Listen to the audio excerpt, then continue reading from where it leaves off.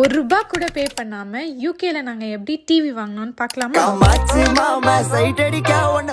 அசார் தான் செம்ம எக்ஸைட்டடாக இருந்தாங்க. அவங்களும் ரொம்ப நாளாக டிவி வாங்கணும்னு சொல்லிகிட்டே இருந்தாங்க. நாங்கள் 2 பேருமே வேலைக்கு போகிறதால மோஸ்ட்லி வீட்டில் இருக்க மாட்டோம். அதனால் வாங்கலாமா வேணாமான்னு யோசிச்சுட்டே இருந்தோம். அண்ட் ஃபைனலி ஈஸ்டர் ஆஃபரில் டிவியும் வாங்கியாச்சு. செயின்ஸ்பெரி ஆர்கோஸோட கிளிக் அண்ட் கலெக்டில் தான் டிவி ஆர்டர் போட்டிருந்தோம். நெக்ஸ்ட் டே போய் கலெக்ட் பண்ணுற மாதிரி இருந்துச்சு. அதை நாங்கள் வந்து ஆர்கோஸ் கார்டில் தான் வாங்கியிருந்தோம். என்னென்னா ஆர்கோஸில் நம்ம சைன் அப் பண்ணிக்கிட்டால் கிரெடிட் லிமிட் மாதிரி தருவாங்க.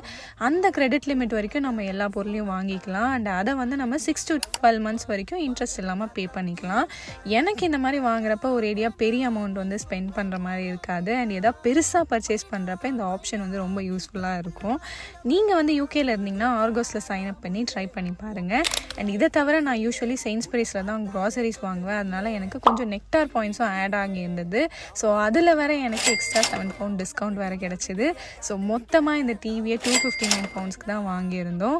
அப்புறம் என்ன, வீட்டுக்கு வந்த உடனே டிவியை செட் பண்ணி எப்படி இருக்குன்னு பார்த்துட்டு தான் மறு வேலையே.